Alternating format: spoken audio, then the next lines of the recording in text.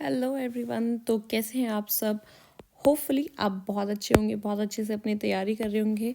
और आज का हमारा टॉपिक है इंटरव्यू प्रिपरेशन।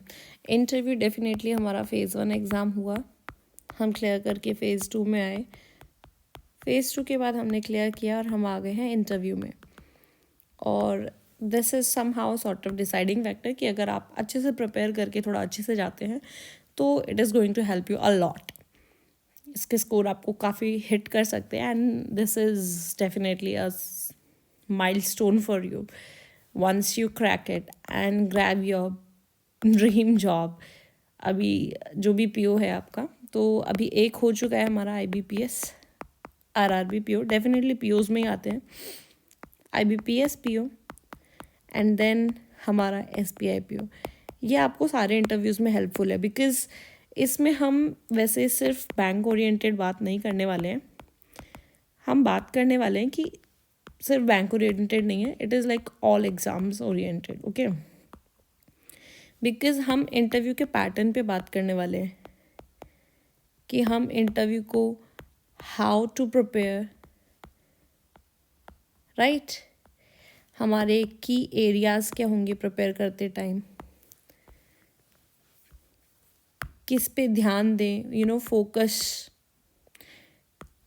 ड्रेसिंग, सब पे बात कर लेंगे। ड्रेसिंग के लिए एक अलग से वीडियो भी है। ड्रेसिंग मतलब whether you are like carrying attire which is formal or not, you are confident enough or not, your personality should highlight and enhance like an officer, because you are going to be an officer, so you should be able to maintain that, right? So for an interview we should be focusing like what are they going to check. That's the key factor, because first they're going to check your knowledge about your own self. Don't forget, क्योंकि हमको लगता है वो knowledge अभी तक जैसे pre mains में लेते आ रहे हैं वो इस तरह से नॉलेज लेंगे, नहीं, वो आपके बारे में नॉलेज लेंगे। इसलिए आपको प्रिसाइज रहना है, ब्रैग नहीं करना, कॉन्फिडेंट रहना है और अपनी प्रोफाइल बहुत अच्छे से प्रिपेयर करनी है। फॉर एग्जाम्पल, इसके लिए मैं एक एग्जाम्पल देना चाहूँगी आपको। और एग्जाम्पल क्या है कि मैंने हॉबी बोला, मेरी हॉबी थी, सपोज आपने कह दिया उसमें मेरी थी हॉबी, तो मैं मेरी हॉबी का एग्जांपल देती हूँ। मैंने कहा कथक, मतलब एक मैं कहती डांस, ठीक है। डांस में हॉबी में क्या क्या आ जाता, देखो डांस में आ जाते folk dances, right, classical dances, and then आपके वेस्टर्न आ जाते हैं। और वेस्टर्न में भी बहुत सारे हैं अलग अलग जगह के, वो आ गए।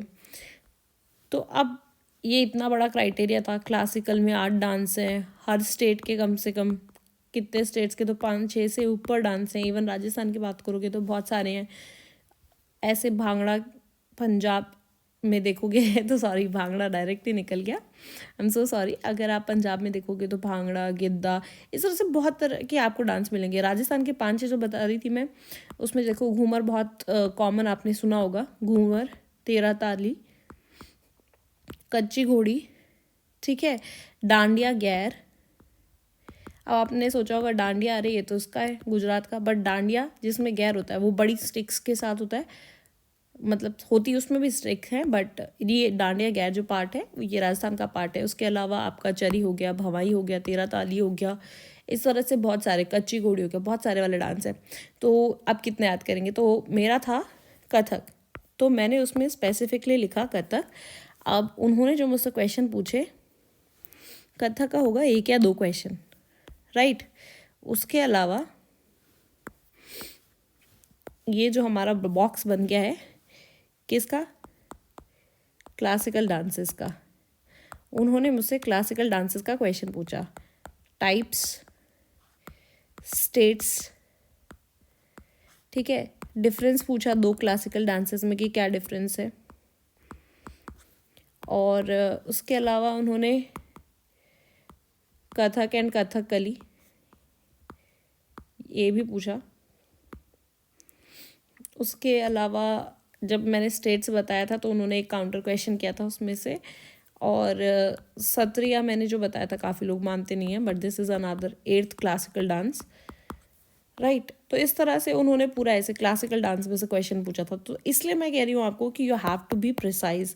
आप प्रिसाइज रहेंगे तो आप एक बाउंड्री सेट करेंगे। Definitely they are going to ask beyond the boundary, वो थोड़ा उससे बाहर भी पूछेंगे क्योंकि इतना प्रिसाइज नहीं होगा। लेकिन अगर आप उनको इतना बड़ा दे देंगे कि मतलब आपने पूरा उनको एक पेज ही दे दिया, तो वो अब आपसे यहाँ से क्वेश्चन पूछ सकते हैं, यहाँ से पूछ सकते हैं, यहाँ से सोचो कितना बड़ा स्कोप है। हर एक एरिया में निकलती जा रही है, अलग अलग जगह के अलग अलग डांस हो गए। क्लासिकल में भी 8 हो गए स्टेट्स वगैरह। डांसर्स के भी नाम पूछे थे, एक ओडिसी डांसर का भी नाम पूछा था, जबकि ओडिसी तो मैंने बोला भी नहीं, आप देख रहे हो।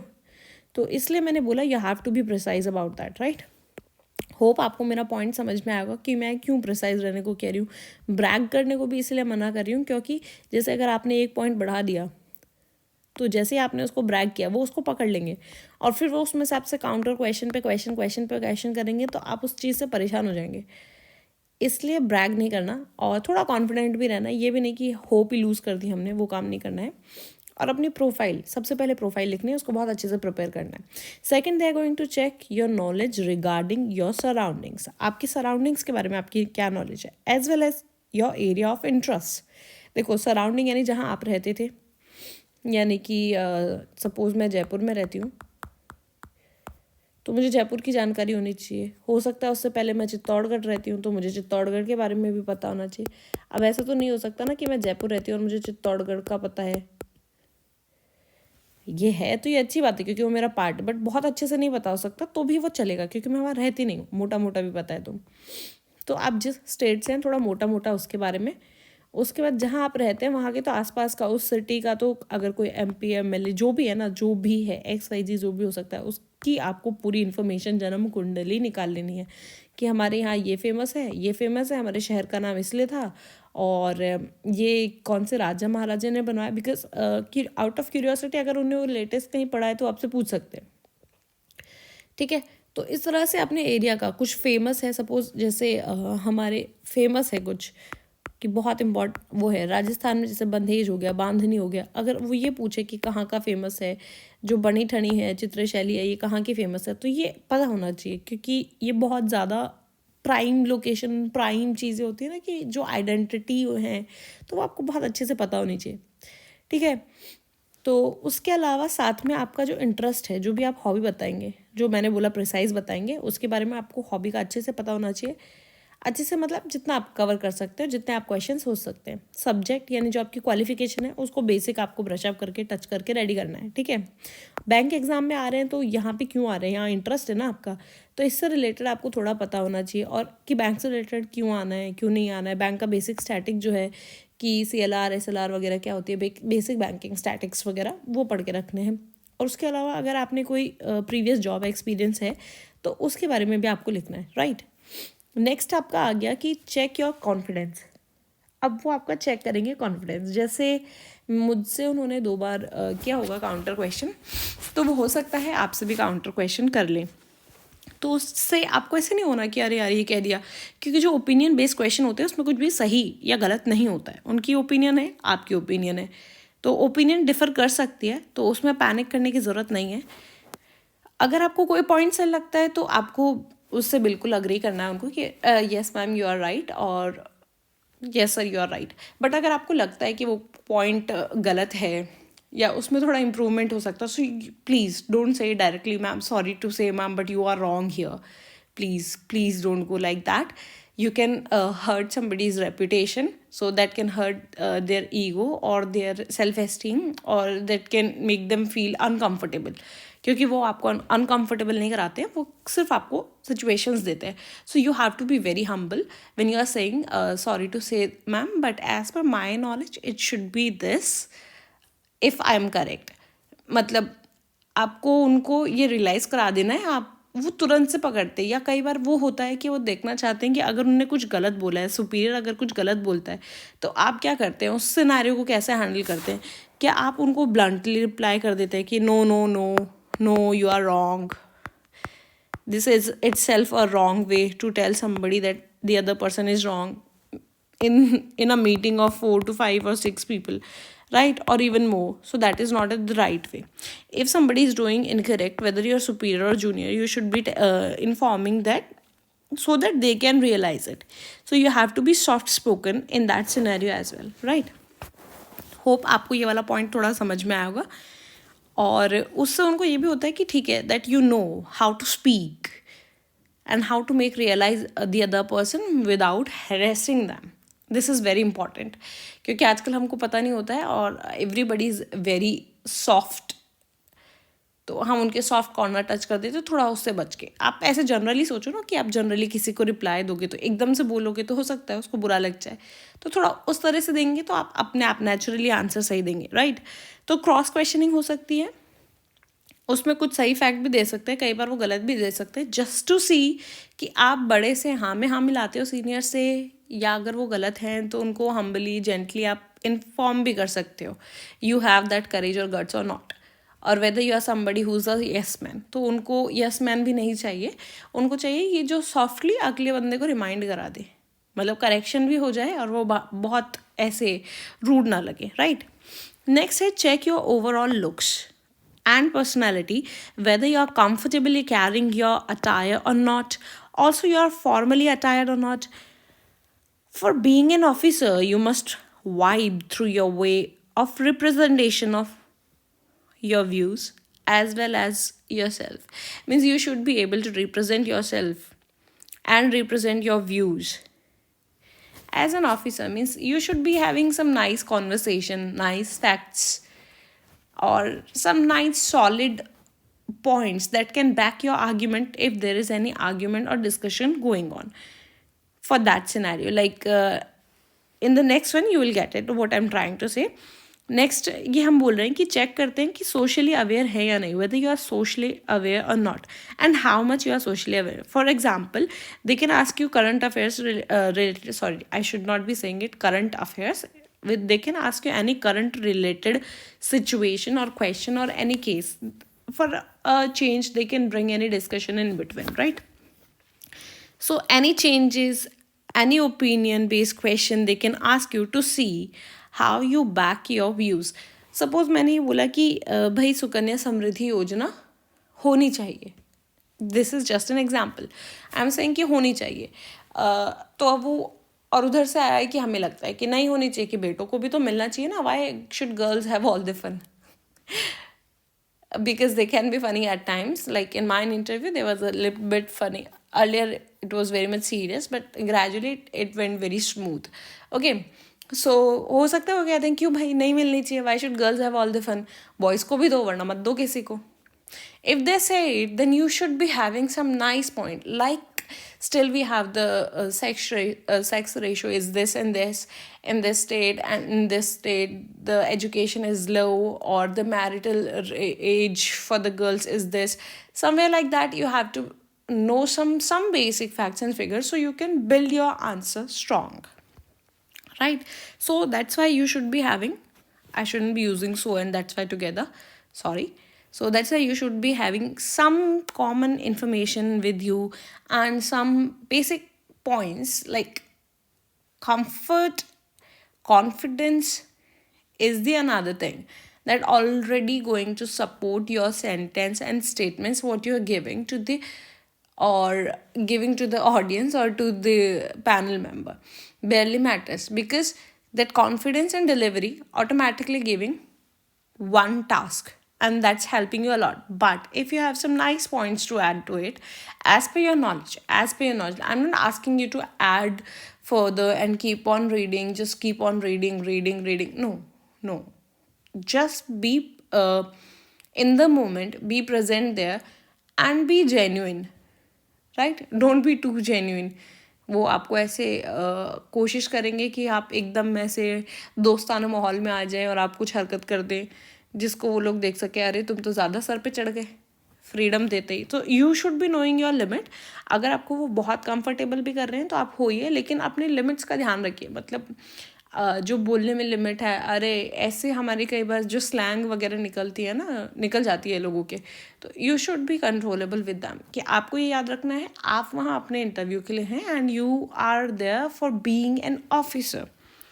तो अब मोस्ट इम्पॉर्टेंटली जो हम कुछ चीज़ें भूल जाते हैं ना, उन पर बात करेंगे, और जो कि है बहुत इम्पॉर्टेंट, बहुत बहुत सही में बहुत इम्पॉर्टेंट है। तो देख लेते हैं कि जो इंटरव्यू है ये सिर्फ आपकी नॉलेज का चेक नहीं होने वाला है। This is not only to check your knowledge, because your knowledge is already being checked in the earlier two stages, like stage 1 and stage 2. Now you have qualified both, so somehow they already know that you are capable enough and you are good enough. So वो सिर्फ ये नहीं देखने वाले हैं, पहला point. So they are going to see how you can handle any situation, क्योंकि थोड़ा सा स्ट्रेस क्रिएट हो जाता है। कोई कस्टमर आया, सपोज उनका कोई काम उतनी स्पीड से नहीं हो पाया, या वो अर्जेंसी में आए हैं, आप ऑलरेडी किसी दूसरे अर्जेंट में लगे हुए हैं, वो आए, उन्होंने कंप्लेन कर दिया कि अरे आप ये वो, तो आपको उस सिनेरियो में ना ऐसे घबरा नहीं जाना है, बिकॉज आप घबरा जाएंगे तो who is going to handle. PO is like probationary officer, आप ही बनेंगे आगे चल के जो लीड करने वाले लोगों को, तो वो आपको डेफिनेटली चेक करेंगे कि स्ट्रेस, पैनिक, एंजाइटी, ऐसी वाली सिचुएशन जो आ जाती है ना, तो उसमें how you are going to handle it, whether you can maintain your calmness or not, how calm and balanced you can be with your colleagues and customers in your day-to-day office work, whether you are honest or not. Suppose you are giving an answer and you are not sure, or you are just randomly saying anything, so you are not being honest. First, you are doing the guesswork, which is somehow incorrect, and secondly, you are not being honest because you don't know the answer, but you are bragging something just to show off. That's not a good thing, because you are not going to build a nice image. आप product कुछ भी बताएंगे customer को, आप कुछ भी information देंगे जो सही नहीं होगी, तो क्या फ़ायदा। इससे अच्छा आप कस्टमर को या उनको बोल देंगे कि सॉरी मुझे पता नहीं, मैं आप मुझे थोड़ा टाइम दीजिए, पता करके आपको वापस बताता हूँ। ये तो आप ऑफिस में बोल सकते हैं। यहाँ पे क्या बोलेंगे, आप बहुत प्यार से बोल सकते हैं, I am sorry to say ma'am. अगर आपने वो पढ़ा है तो आप बोल सकते हैं I have read this earlier but I couldn't recollect. और अगर आपको आता है बट आपको ये नहीं समझ में आ रहा है कि आप उस चीज़ को रिप्लाई कैसे करें, right, so you can simply से sorry to say ma'am, I know this but I am a little bit not sure that how I need to express this. Then they might give you some liberty कि कोई बात नहीं, जैसा समझ में आता है explain करो, because they are very helpful when they are taking your interview. They are never being too harsh to anybody.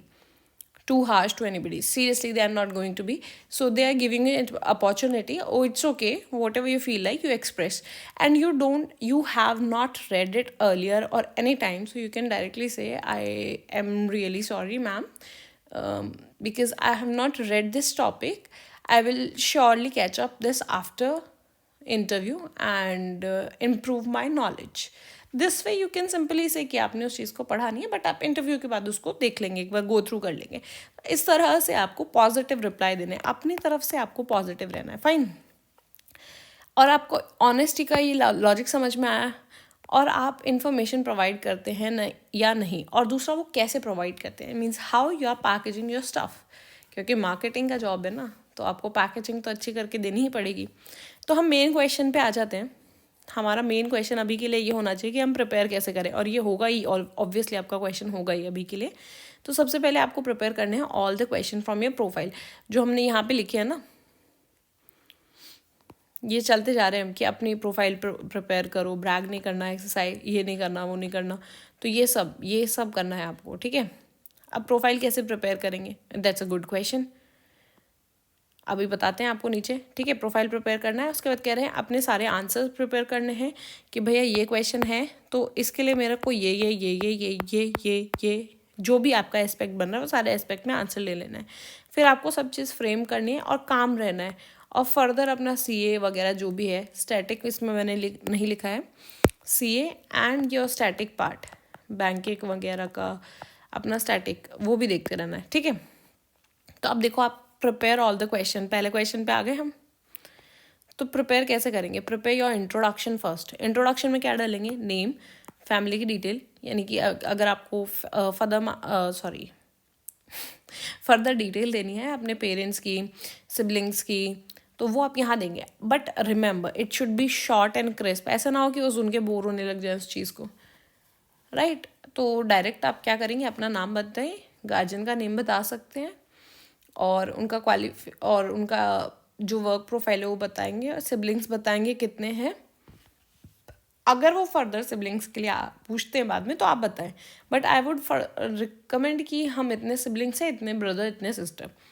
And फिर अपना बताएं, अगर आपने कोई जॉब एक्सपीरियंस है तो वो बताएंगे। उससे पहले अपने एजुकेशन क्वालिफिकेशन बताएंगे, फिर आपका कोई जॉब एक्सपीरियंस है तो वो बताएंगे।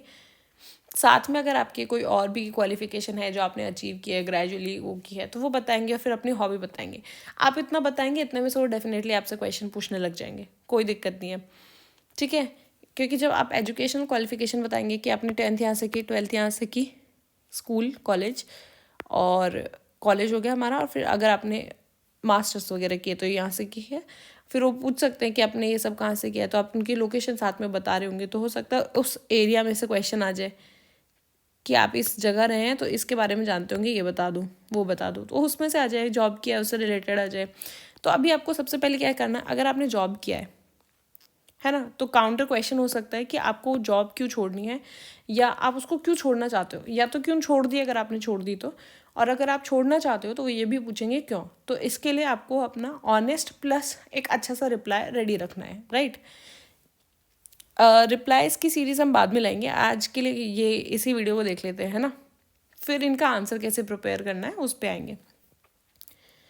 तो अगर आपका सपोज नहीं है, यहाँ आपने ग्रेजुएशन की है और बीच में आपका 1 2 3 4 5 साल हो गए, या 3 साल हो गए, अब 14 साल है जब आप इंटरव्यू देने जा रहे हो, या 5वां साल है जब आप इंटरव्यू देने जा रहे हो, तो इसका गैप का आपको आंसर रेडी रखना है। थोड़ा सा ना आपको ये भी ध्यान रखना है कि आपको सब कुछ बनाने के चक्कर में ना बहुत ज़्यादा बनावटी नहीं हो जाना है, वरना उसमें जैसे ही आपको ये सच्चाई छुपेगी ना, ओरिजिनल फैक्ट छुप जाएगा, तो वो कनेक्ट नहीं कर पाएंगे उस चीज़ को, और वो उनको लगेगा यार ये तो बना बनाया इंसान बोल रहा है।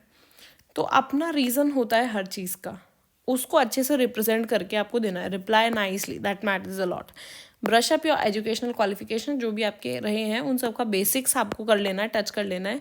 करंट अफेयर्स अगर उससे रिलेटेड कुछ करंट में आ रहा है, जो अफेयर्स चल रहे हैं वर्ल्ड अफेयर्स में, तो उससे आप थोड़ा सा अवेयर रह सकते हैं। हो सकता है वैसे यूक्रेन रशिया बहुत पुराना हो गया, बट उससे रिलेटेड हो सकता है कुछ पूछ लें, सपोज आप इंजीनियरिंग वाले हो, या साइंस बैकग्राउंड के हो, या फिजिक्स के हो, और वहाँ पे रिसेंटली कोई अच्छा सा डिस्कवरी हो गई है, तो हो सकता है वो आपसे पूछ लें कि आपका फील्ड है, ये आपको पता ही होगा। जॉब वाले हैं तो जॉब से रिलेटेड किसी एस्पेक्ट में पूछ लें, राइट। इसलिए और अपडेटेड रहना है फैमिली डिटेल्स के लिए, लाइक आपके पेरेंट्स का ऑक्यूपेशन क्या है, उनका जॉब प्रोफाइल क्या है, वो क्या करते हैं, सिबलिंग्स हैं बेसिकली, उनकी क्वालिफिकेशन तो आपको पता ही होगी। अगर वो वर्किंग है तो उनका वर्क प्रोफाइल क्या है, कई बार ऐसे भी होता है वो पूछ लेते हैं कि उनका वर्क प्रोफाइल क्या है। उसके बाद मैंने बोला था ना, अपना एरिया प्रिपेयर करना है। एरिया मतलब जहाँ से आप बेसिकली हैं उस जगह को प्रिपेयर करना है, कि अगर कोई MP MLA स्पोर्ट्स पर्सन है, कोई भी है, तो वो आपको पता होना चाहिए। Anyone anything which is famous और मे बी कॉन्ट्रोवर्शियल, दोनों। कॉन्ट्रोवर्शियल चीज़ें भी तो कई बार फेमस होती है ना, इसलिए वो भी प्रिपेयर करनी है, तो उसको आपको प्रिपेयर कर लेना है। जितने भी प्लेस हैं, मतलब जहाँ भी आप रुके हो, सपोज़ आप कहीं 3 साल 4 साल रहे, आप हो कहाँ के, सपोज़ आप हो MP के, आपने एजुकेशन करी है अपने दिल्ली से, तो अब आपको दिल्ली का भी पता होना चाहिए, क्योंकि आपने 3 से 5 साल अगर दिल्ली में दिए हैं तो आपको दिल्ली के बारे में पता होना चाहिए ना। MP में आप पैदा हुए हो तो वहाँ का पता होना चाहिए। इस हिसाब से वो दोनों जगह का आपको अकॉर्डिंगली आइडिया होना चाहिए, और जिस एरिया में स्पेसिफिकली रहे हो उसका थोड़ा और अच्छे से पता होना चाहिए, ठीक है। हो सकता है आपसे एक बेसिक क्वेश्चन पूछ ले कि भैया बैंकिंग क्यों, तुम तो इंजीनियरिंग वाले हो, B.Ed वाले हो, कॉमर्स वाले हो, CA में नहीं गए क्या। कई बार हो सकता है कॉमर्स वालों से भी पूछ ले कि तुमने CA वगैरह ट्राई नहीं किया क्या, इसी में क्यों आ रहे हो, बैंकिंग फर्स्ट प्रेफरेंस थी क्या बैंकिंग। तो आपको थोड़े से फैक्चुअल आंसर रखने हैं कि उनने हो सकता है पूछ ले कि बैंक के अलावा कोई एग्ज़ाम भरा है क्या, कोई और पेपर दिया नहीं दिया, समझ के। तो इसके में आप कह सकते हो, इसमें वो ऐसे नहीं करेंगे कि आपने अगर हाँ कह दिया तो वो बुरा मान जाएंगे। You should be saying this कि yes sir I have attempted another paper also, because my aim is to get job in banking sector, but I desperately need a job for the family security and for my responsibility that I owe, and I need to serve. For that, I am filling another forms and giving another exams as well. तो इस तरह से अपना कोई answer दे सकते हैं. मतलब this is just an example, आपका जो भी सिनेरियो हो, राइट. या फिर हो सकता है कि भाई घर वालों को पसंद हो, उनके कहने पे आपने कोई एग्ज़ाम डाला है, तो आप कह सकते हैं कि I am doing my as well as parents wish fulfil. मतलब मेरा ही है कि भैया मैं बैंकिंग करूँ, बट वो चाहते हैं कि मैं ये करूँ, तो बैंकिंग मैं अपने लिए प्रिपेयर कर रहा हूँ and I will come to banking. But उनको उस चीज़ में ऐसा ना लगे, इसलिए मैं वो भी दे रहा हूँ. तो you can also reply this. But इस पे एक चीज़ ये बनती है कि वो नेक्स्ट क्वेश्चन आपसे पूछ सकते हैं फर्दर कि अच्छा फिर तो भाई अगर कल को आपका बैंकिंग में हो जाता है और उसके आप वहाँ जाते हो, तो आप बोल सकते हो कि my parents are quite understanding and they will understand the fact that my intentions are here. Maybe they are insecure at present कि मेरा banking में नहीं होगा, I may not be selected in banking, और maybe they are overconfident that अगर वो IAS वगैरह के लिए सोच रहे हैं और आप IAS दे रहे हैं उनके लिए, तो you can say maybe they want me to be there, but my dream is this, so maybe they will understand once I'll get the job. तो इस तरह से आपको क्रॉस क्वेश्चनिंग के लिए आराम से रेडी रहना पड़ेगा. ओपिनियन बेस में कोई दिक्कत नहीं है, कुछ सही नहीं है, कुछ गलत नहीं है, इसलिए बहुत आराम से आप खुश रहें उस चीज़ के लिए, ठीक है. कॉन्फिडेंट रहें और झूठा जवाब ना दें. आराम से सोच के अपने क्वेश्चंस के आंसर प्रिपेयर कर लें. स्पेसिफिक रहना है हॉबी के लिए, तो मैं बता ही चुकी हूँ, है ना. और उसको अच्छे से प्रिपेयर कर लेना है. लाइक अपना करंट पढ़ लो, उससे रिलेटेड स्टैटिक पढ़ लो, जो पढ़ सकते हो वो सब पढ़ लो. जो क्वेश्चन आपके दिमाग में आता है कि भाई मेरे क्वेश्चन हॉबी से ये क्वेश्चन बन सकता है, आप ऐसे करो. बेस्ट है आप इसके लिए, मेरे मानना ये है कि बेस्ट ये है कि आप इंटरव्यूअर बन जाओ, ठीक है. यहाँ इस चेयर पे आप बैठो, ये अपना रखो रेज्यूमे हाथ में, पूरी चेयर पे आराम से बैठो आप, और आप सोचो कि आप क्या क्वेश्चन पूछते. ये सपोज आप हो, अब सोचो आप इंटरव्यू हो, आप सामने वाले से क्या क्वेश्चन पूछते. अब वो क्वेश्चन लिखते जाओ एक जगह. जैसे वो क्वेश्चन आप लिखते जाओगे 1 2 3 4 5 6, क्योंकि आपको उसकी नॉलेज है, तो आप ये मत सोचो कि मुझसे क्या क्वेश्चन पूछ सकते हैं. आप सोचो कि आप इंटरव्यूअर होते तो आप देने वाले से क्या पूछते. वो क्या क्वेश्चन, उसका बायोडाटा आपके सामने आया, अपना बायोडाटा प्रिपेयर करने के बाद, प्रोफाइल प्रिपेयर करने के बाद रखो और पूछना शुरू करो कि मैं इसमें से, आप हर रीड बिटवीन द लाइंस की जो बात है ना, उसको बहुत अच्छे से पकड़ो. ये एक स्टेटमेंट है, उसने लिखा कि मेरी हॉबी ये है, सपोज ये लिखा है वहाँ पे, हॉबी के सामने लिख दिया उसने कुछ भी, क्रिकेट. आप सोचो आप हो इंटरव्यूअर और आपका मूड अच्छा नहीं है अभी, और आप चाहते हो कि मैं इसको धुन दूँ, तो आप उस हिसाब से भी क्वेश्चन पूछ सकते हो, क्योंकि अभी आपको पूछना है ये क्वेश्चन, अभी आपको पूछना है. तो आप बहुत अच्छे से एक इंटरव्यू की तरह सोच के आप क्वेश्चन निकालें और फिर उन सारे क्वेश्चंस को प्रिपेयर कर लें. समझ गए. और मेरी बात लिख के रख लीजिए कहीं भी जहां आपका मन करे कि एक बार आपने ये किया तो आपसे बढ़िया इंटरव्यूअर कोई नहीं है, क्योंकि आप जितना डीप क्वेश्चन पूछ सकते हैं ना अपने सब्जेक्ट से रिलेटेड, कोई और नहीं पूछ सकता. और एजुकेशन क्वालिफिकेशन के लिए मैं बोलूँगी अगर बहुत गैप हो गया है तो आप बेसिक भी ब्रश अप कर लेंगे, उतना भी काफ़ी है. तो चलिए, thank you so much. Hopefully इसने आपकी काफ़ी हेल्प की होगी. ओ हाँ, और मैं ये बोलती नहीं हूँ इसलिए शायद कोई करता नहीं है, लाइक शेयर सब्सक्राइब. अरे भाई लाइक शेयर सब्सक्राइब कर दिया करो यार. क्या मतलब लाइक शेयर सब्सक्राइब ही नहीं करते आप लोग. तो मुझे एक फ्रेंड ने बोला कि तुम बोलती नहीं हो इसलिए कोई करता नहीं है, तो मैंने आज तो बोल दिया, कर दीजिएगा. चलिए.